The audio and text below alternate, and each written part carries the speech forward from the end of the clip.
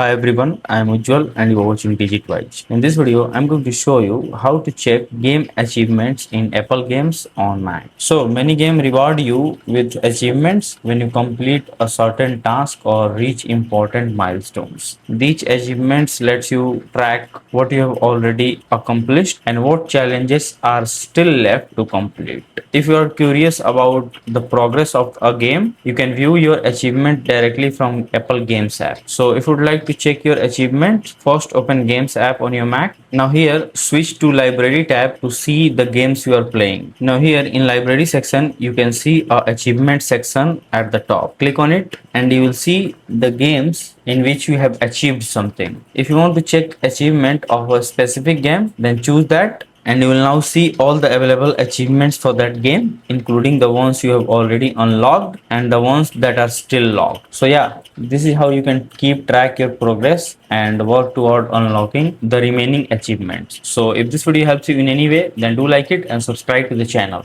Thanks for watching.